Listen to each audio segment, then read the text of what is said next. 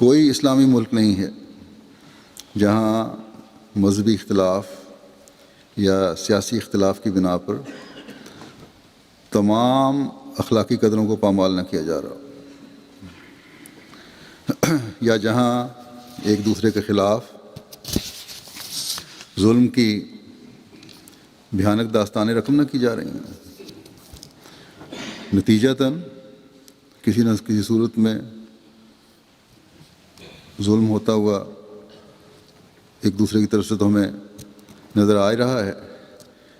بیرونی اسلامی قوتیں بھی اس وجہ سے اس کے نتیجے میں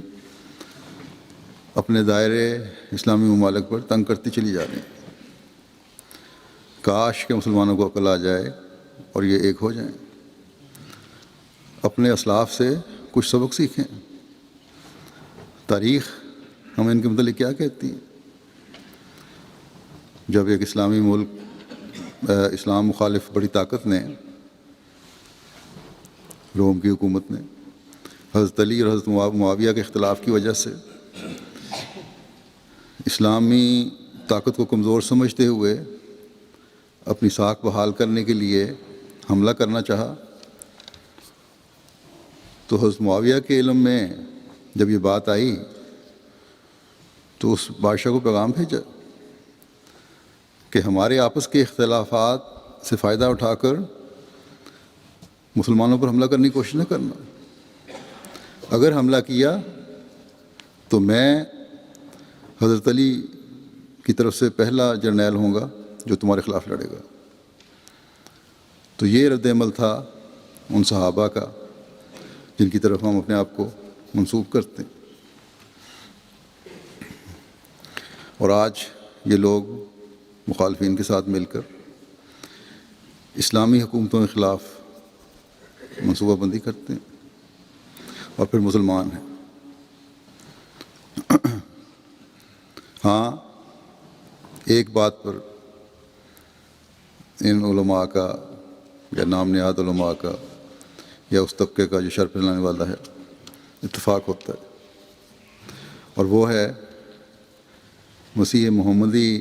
کی قائم کردہ جماعت کے خلاف منصوبہ بندی، یا احمدیوں کو جو لا الہ الا اللہ محمد رسول اللہ پر دل و جان سے ایمان اور یقین رکھتے ہیں ان کو زبردستی دائرہ اسلام سے خارج کرنا۔